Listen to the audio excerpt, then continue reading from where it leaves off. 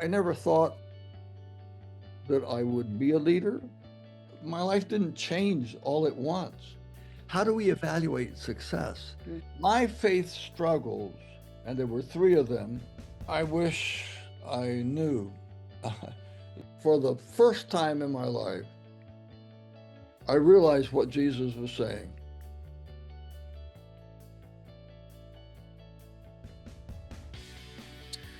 Greetings to everybody.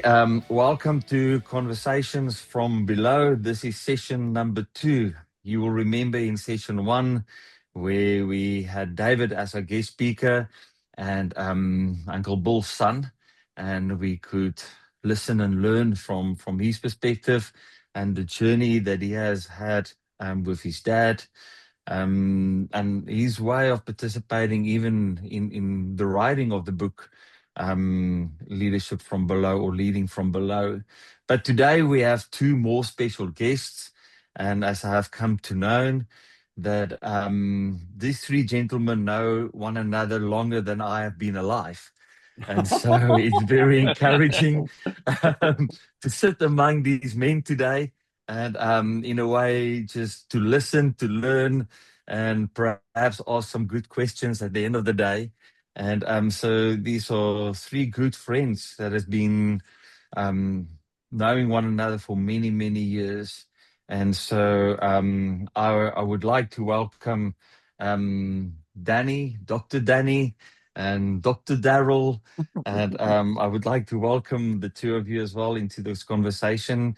And thank you for making the time um, to share even some of your experiences and thoughts and questions that you might even have had along the way.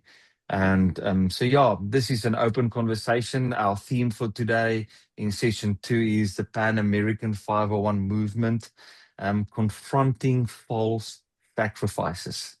So I believe there's going to be an exciting discussion today.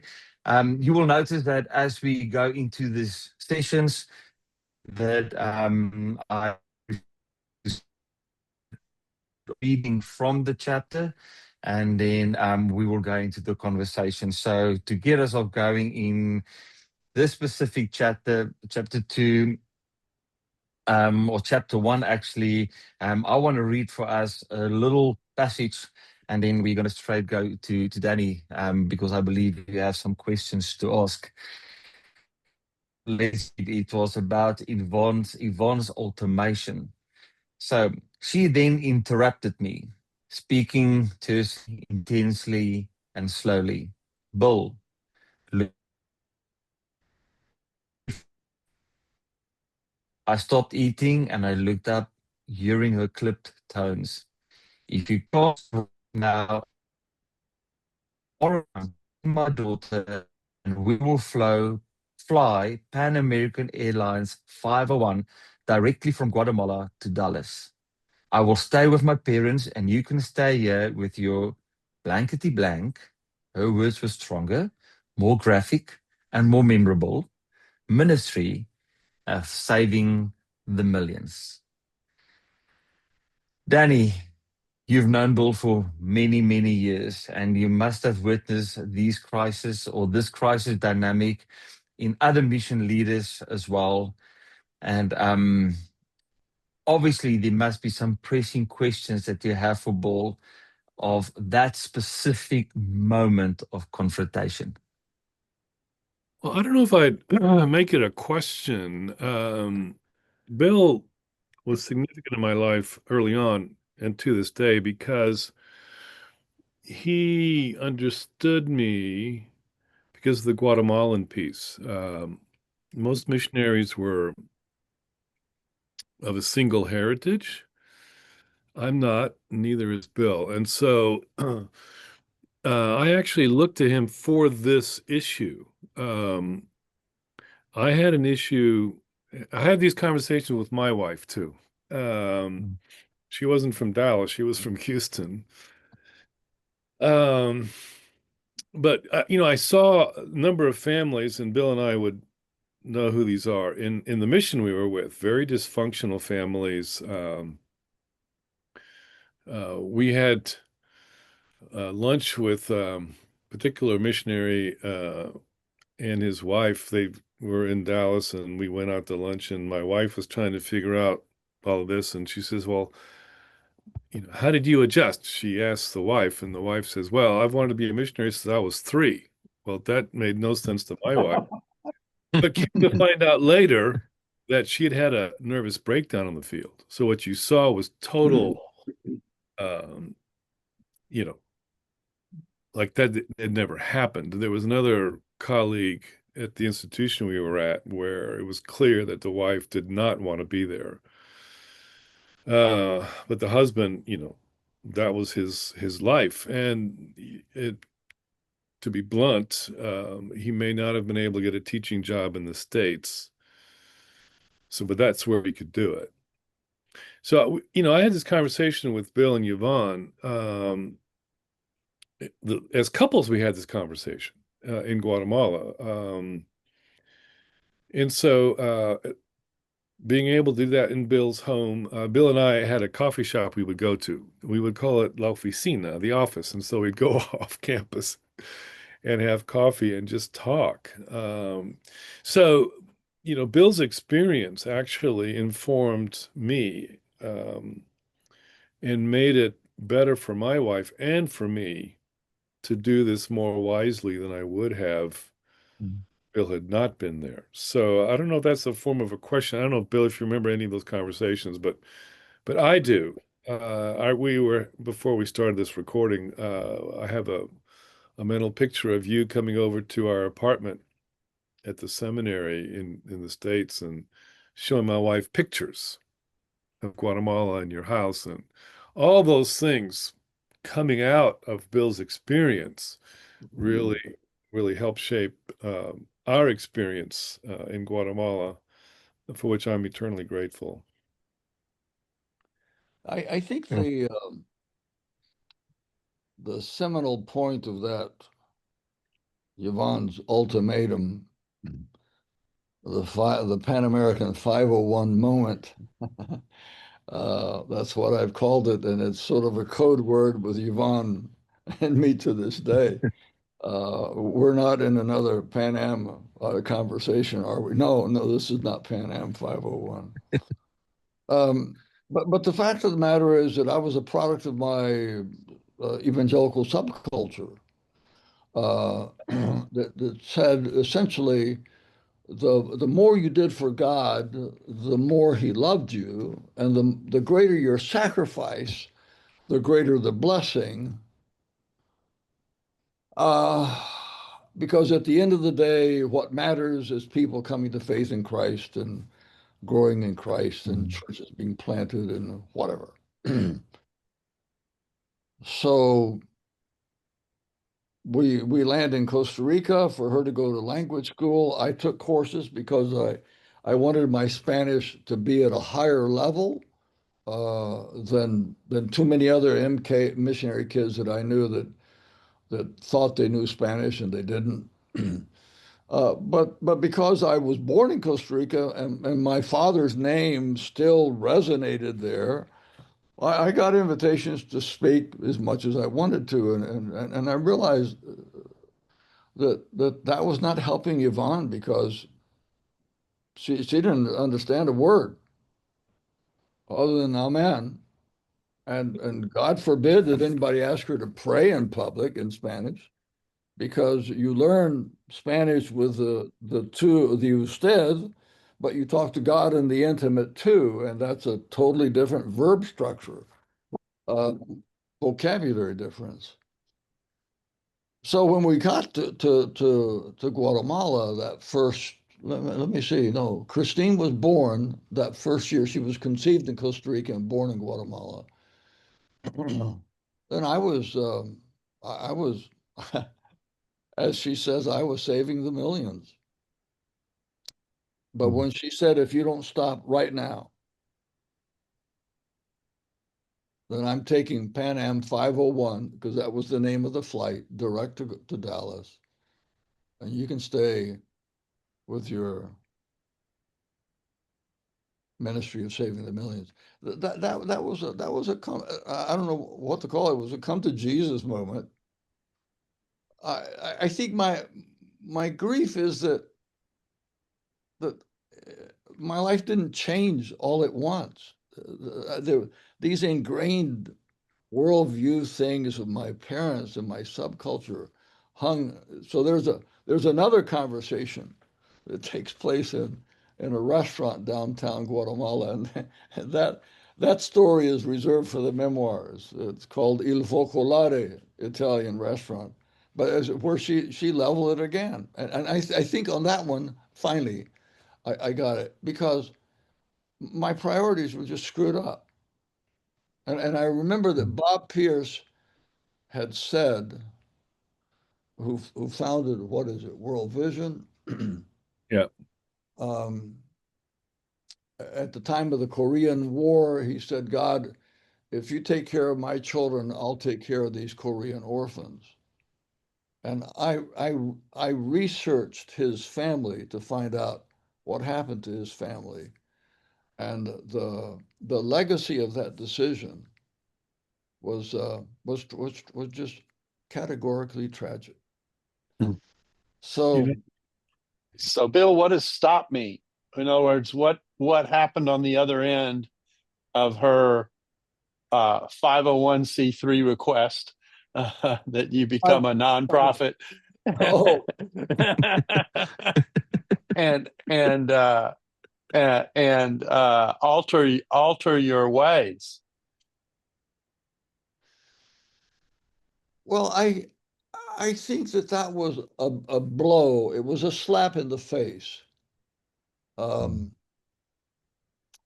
That I was not loving her as Christ loved the church. I remember that, and then I realized that she's the.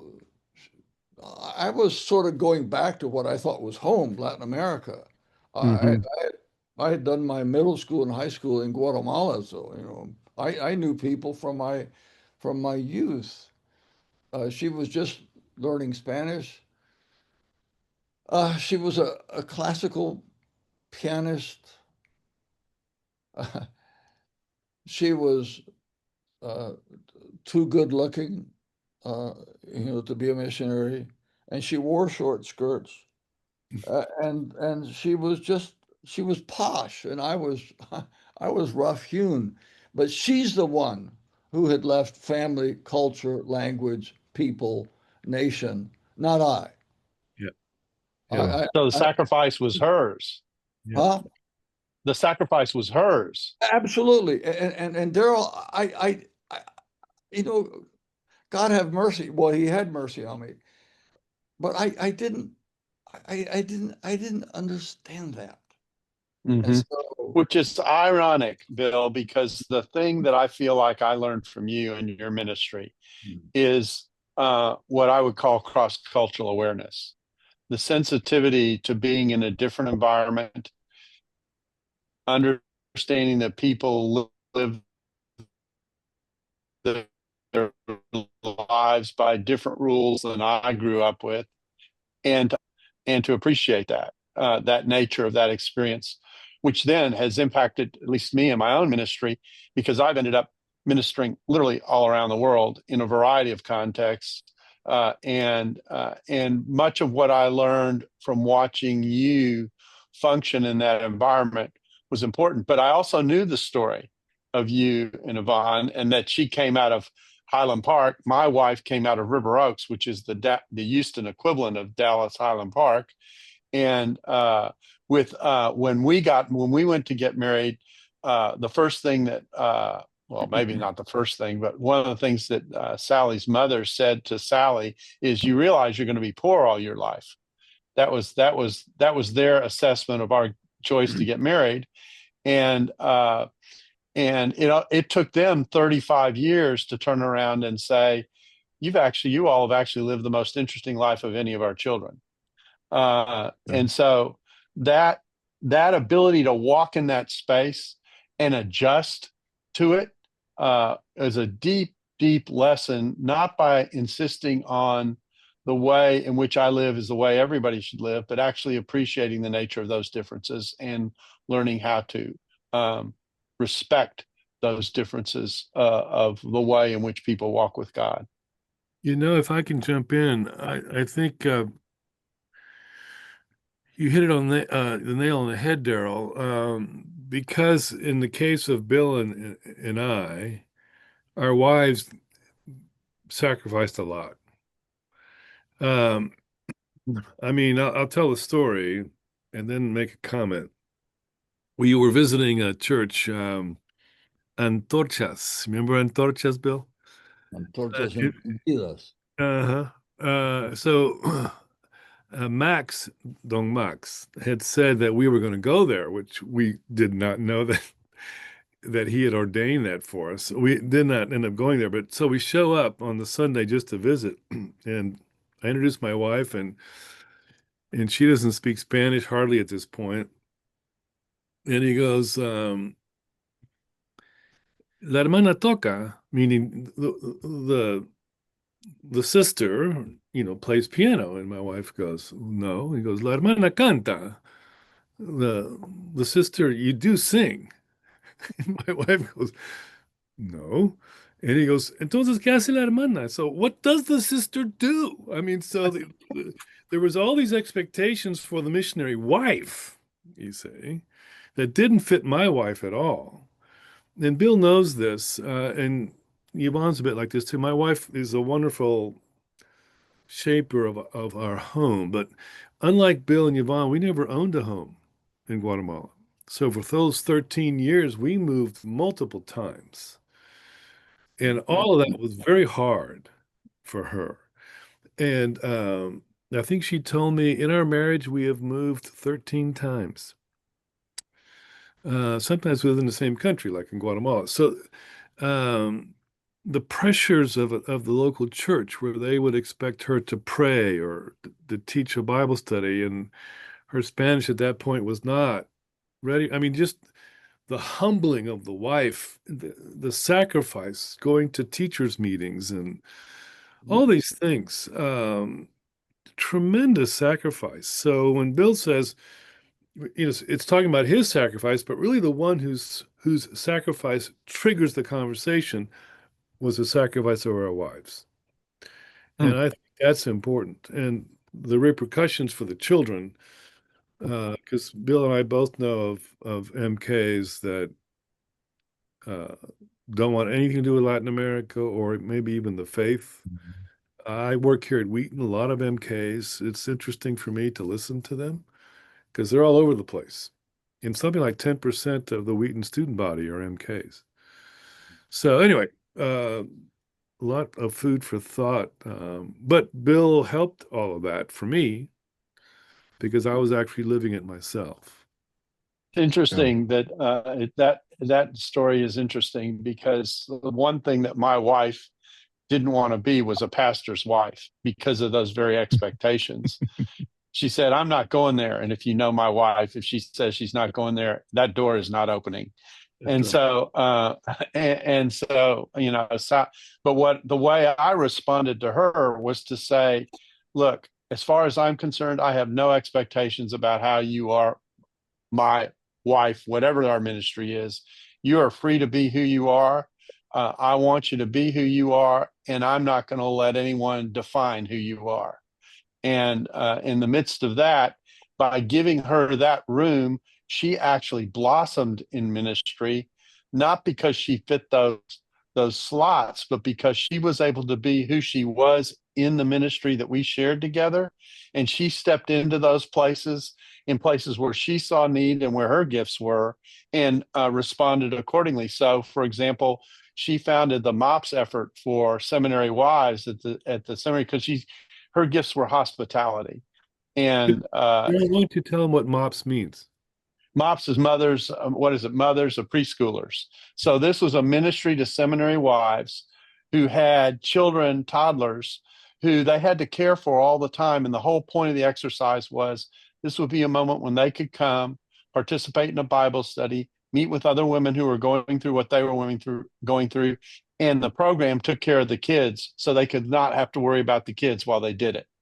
And so, and we did this for several years. She led the movement with another seminary wife. another seminary professor's wife, Diane Blazing, and did that. And that was right in the middle of her wheelhouse. That allowed her to be who she was in the context of ministry. So the point that I'm making is not only that, there's another point that I'm making is it doesn't make any difference whether you're in a cross-cultural environment or in a church environment in general. Some of these pressures apply and need to be thought through in terms of how you live out your ministry with people around you who are piling expectations on what you're supposed to be. But those expectations aren't necessarily shared by your spouse, and they may not even fit your spouse. So then what in heaven's name are you going to do? Yeah, I think the we experienced both sides of that one. But in the case of Danny and Joan, Bill and Yvonne, when we joined the mission, as it was called, the Central American Mission, Yvonne applied. She had her own references. I applied. I had my references. She was interviewed separate from me, and then we were interviewed together. She was accepted as a missionary. I was accepted as a missionary. Our paycheck came to Yvonne and Bill Taylor. Thus, we were, there are different rules for what you could do. Now, the good thing about the company or the mission agency that we lived with is that they let every family decide what role the wife would take. So some of the wives were career missionaries. My mother was a career missionary, and that's why I was put in school at age 4, which is also why I flunked second grade, because my parents were not following what was happening to their little Billy. So you had that end of the spectrum, and then there were others that wanted to be mothers. And for this I'm thankful, Danny, that the mission did not impose on the wife what she. So Yvonne said, "Well, I want to be a mother and have children." But then, how does the fact that she studied the piano for 20 some years, when when I asked her father for her hand in marriage, he said, "Well, you're going to marry her anyway." And I said, "Well, I would at least like your permission." He said, I look at people and situations 4 ways. I like them, I dislike them, I ignore them, I tolerate them. Multiple choice exam. And So then what did later he you said, it's a damn shame we wasted so much money teaching her the piano. You're going to take her some godforsaken jungle, and that's the end of that. Uh, so, so that, we did get married, and we've been at it now for over 58 years.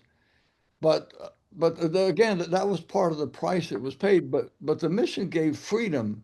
Nevertheless, there were certain expectations that were pressures that were like there used to be a missionary wives prayer meeting.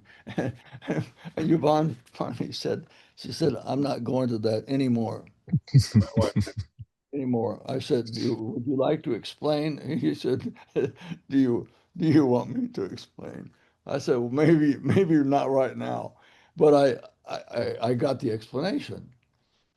So I think the expectations are different, but ironically, in our second term, that's when Yvonne's musical thing begins emerging with recitals.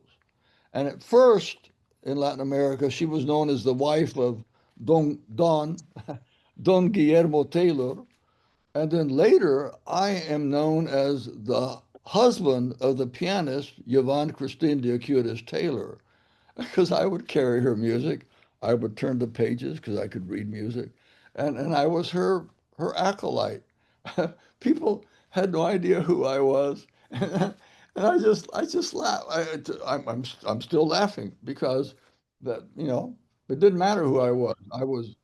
I was a page turner. You know, that's different than my wife is called Joan because Joan was in insurance before we left. I mean, there was no piano. So that made it hard because there was nowhere for her to turn, you know. So it ended up being us in Guatemala at the church we went to, in Mensaje de Vida. Bill knows the church, you know, working with young couples. So it's different. And I think what Bill and I have learned, and Darrell has actually shared the same kind of idea, is once we can begin to learn a lesson, which actually goes on for a lifetime, is our wives just have so much to contribute Mm. in the wisdom of people, of family. There's a lot of aguante, as we would say in Spanish. A lot of putting up with things. But you know, Yvonne did this, and Joan's done it with, you know, she made our home a special combination of the American and the Guatemalan. That goes back to Bill too. So when we left Guatemala to come back to the States for our son's high school, secondary school, maybe you call it in South Africa, we said we're going to take Guatemala with us. So we brought paintings, tapestries, and even furniture. And I still collect Guatemalan art. And so there's such embeddedness that our wives came to appreciate because they were sacrificing being kind of monocultural to embracing the part of us that runs very deep. And so that's another dimension of the sacrifice, is they're growing into this appreciation of a Yeah, bicultural husband. sure. And the I think interesting thing one thing is that can even happen, even though Sally's and my ministry has been basically in the United States. Our global contacts have made us very cross-culturally sensitive. For years I was in South Africa every other summer. And now I'm still in Australia and New Zealand every other summer. I'm in India every other summer. And particularly the Indian relationship has impacted me. And so I look at these cross-cultural relationships that I'm in, and Sally's appreciation for the cross-cultural global elements of ministry, and we would not be able to have adjusted well to those experiences. We lived 7 years in Europe, 3 in Scotland, and 4 in Germany, separate single years in Germany each time. The first cross-cultural experience my wife had was a disaster. And she called it her year from hell. And then the next 3 times, she very much adjusted because I had to make an adjustment. The second time we went back, she said, I'm willing to go to Germany, but we have to go to an English-speaking church. I have to feel like I can connect in church. And so, because she couldn't do it in the German church that we started in the first year. And so just it's little touches like that where you are listening to what is being said to you about the uncomfortableness of what you have created for them, and then being able to adjust. That is really important to making those kinds of challenges work. Yeah. Darrell, you basically speak into this question that I have, because if I listen to the 3 of you, and even in my limited voice of marriage life and experience that 501 and Pan American 501 conversation somewhere along the line.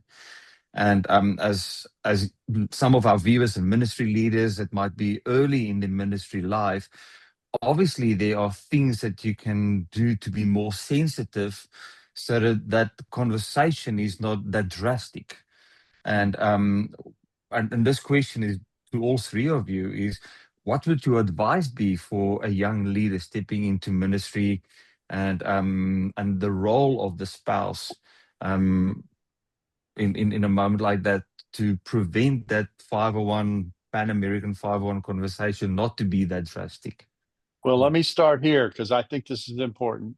And that is, shed all the views that you may have heard out of your background about love and submission in a marriage, and listen to your wife. Hear her loud and clear, because the pain that usually comes with is deep, and if it is ignored, it will do damage. And so it's extremely important that you actually love your wife like Christ loved the church, which isn't an exercise of power on his behalf. It was an exercise of service on behalf of the bride. And so that would be the key piece of advice I would give. Don't push back. Don't be defensive. Don't react negatively, but actually listen to what it is that's being said to you, because it is a scream for help, and you need to be helpful. Yeah, I would add, you're investing in your marriage and your family, because if the wife or the husband, it's not working well, that'll be communicated to the kids somehow, and they'll begin to take sides and begin to make their own value judgments. I didn't grow up, I didn't come to faith, and Darrell is the same. We didn't grow up as Christians, so we came to faith in college. So some of the expectations that Bill was talking about growing up as an MK in Latin America didn't make any sense to me, because that was not my world. And so for me, the missionary world oftentimes is a strange place, because it was a world that I didn't identify with. So I think to be aware, and then you've got to choose your mentors carefully. I think that would be, and the ones you want to emulate, you got to choose carefully. And sometimes it's unconscious or subconscious. I mean, so Bill and I resonated for all the reasons we've kind of mentioned. And I'm forever grateful for that. So I think that would be to see it, as kind of building off of what Darrell said. As you listen, you're actually investing in your marriage, and you're investing in your children, and you're investing in your home, because even if you're out there, you've got to come back to that house. And will that house be a home or just a way station? I mean, that's important. Yeah, I could say much more, but that would be the main thing. Yeah, a couple of thoughts. I think a lot depends, obviously, on who the wife is. For example, I married Yvonne, but Yvonne was not my parents' choice. My parents' choice was a single missionary who worked in Puebla, was a Wheaton grad, an artist, a painter, worked with the university students, already knew Spanish. She was well supported, and she was single, and she was open to marriage. So after Yvonne and I had been together dating for about a year and a half, and my parents come back from a trip in Latin America, and they have a long conversation, and we say, we need to tell you that we don't think you should marry Yvonne because we don't think she'll make it. Well, that really blew me out of the water because, all of a sudden now, in my 20s, my parents are giving me counsel on my life. Hey, what about when I flunked second grade? What did you all think about then? So I broke up with Yvonne, and she knows this. It was a cowardly breakup. And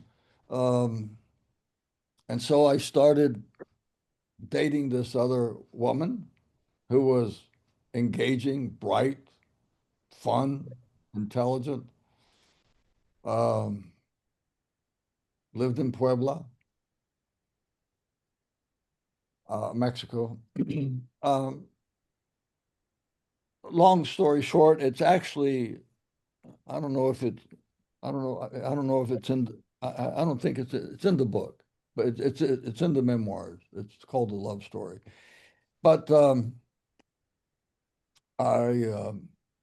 at one point I saw Carol, this woman, her name is Carol. I saw her in Mexico for some time, and I said to Carol, I need to be honest with you, and I don't think there's a future in our relationship. And she said, well, I didn't come to the mission field to get married, so thank you for letting me, now it's clear. And then she said, and what's more, you have to decide what you're going to do about Yvonne. And I'm saying, whoa, how do you know that? Well, it was the missionary scuttlebutt, was around because the entire mission community that I grew up was on the side of Carol and Bill against Yvonne. My best friend, who was second best man in my wedding, told our small group after Yvonne and I had left for Latin America. So he said they'll be back in 6 months. Why? He said, because Yvonne can't cut it. She doesn't have the stuff to last. Well, that was December of 1968, and fortunately, she hadn't seen this man since. But she has some words to say. But if the wife grew up in this mission subculture, then she's going to adapt those values.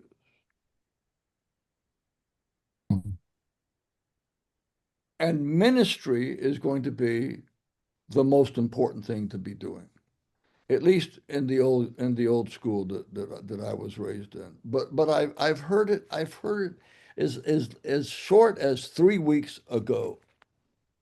If you're not willing to leave your mother, father, children, houses, and homes, you're not worthy of being a disciple of Jesus. And that means you sacrifice family if it's necessary. And I'm just saying, no, for God's sake, no. So yeah, who you choose as mentor, assuming a person is big enough to know that they need a mentor, because that requires humility. You know what the irony is, Bill, as I listen to you tell that story, is your friends were right and wrong at the same time. And the difference was how you reacted in the 501 moment and what the response was to the 501 moment. Sure. Because had you continued on the path that you were on, they would have been right. And for the reasons that they suspected. But what made the change was your ability to respond to your spouse and have that be the core value that then impacted the nature of your ministry. And the irony on the other side is, and the value of that to your long-term ministry probably you can't put a number on it in terms of what the result of that was. One last thing. I don't know how much longer we have, Adrian, but about the sacrifice. And Bill, Yvonne would have experienced this, and maybe Sally, Darrell, I'm not sure, maybe in Germany, was the loneliness. Mm-hmm. Because in Latin America, the music, the language, it was just home. It's all foreign. It's all foreign to her. And Yep. I had family in Guatemala, which really helped, actually, and they loved Jones, so that helped. But she was able to find some friends, some of them out of the mission orbit, who were married to Guatemalans. And so that helped. But it was just the loneliness. And she had told me when we first went to Latin America, we spent a summer in Colombia, and she was saying she'd watch the planes go over out of Bogota and just wish she was on the plane. Just the loneliness. I could just imbibe the ambiance and just have life. For her, it was just a walk of loneliness. And so that's another important thing. I think Sunday afternoons were the worst for us because from church, our Guatemalan friends would go with grandparents for the big family, and so we would just trot home to our little place. Yvonne's pregnant. We had 3 children in succession. And it wasn't until probably our second term that our relational shift moved from the missionary world to the Latin American world, to the point later on when a friend of Yvonne's really said, the more your friends are with Guatemalans, the less friends you will have amongst the missionaries. Yep. But that was that was a price worth paying. And Danny, our kids were in the same Austrian school, and that was another world that opened things up for Yvonne, because she began studying German also. And she actually had more access to the German heart than I did, because she'd studied German in university. So it's a long journey, but here we are in mid December, Adriaan, and you're trying to bring this conversation to a close. But just this week, Yvonne and I've had a substantive conversation, let's put it that way, about verities of life at this stage, because we're at a stage where the strength is waning, and we can't do what we did in the past. And so, what does that mean?